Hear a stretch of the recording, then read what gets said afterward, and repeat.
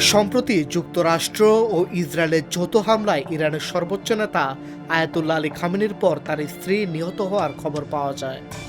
গত শনিবার সকালে খামেনির কার্যালয় ও বাসভবনে হামলা হলে তিনি নিহত হন।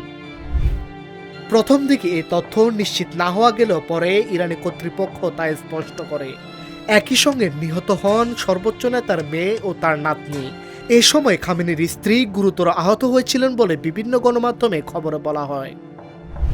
এবার জানা গেল তিনি মারা গেছেন। সোমবার দেশটির জাতীয় প্রচার মাধ্যম প্রেস টিভির বরাতে ওয়াল স্ট্রিট জার্নালে এক প্রতিবেদনে জানায়, খামেনির উপর ইসরায়েল ও যুক্তরাষ্ট্র যৌথভাবে যে হামলা চালায় তাতে তার স্ত্রী গুরুতর আহত হয়েছিলেন। এরপর থেকে তিনি চিকিৎসাধীন ছিলেন। আজ তাকে মৃত ঘোষণা করেন চিকিৎসকরা। ডেস্ক রিপোর্ট, আজকের পত্রিকা।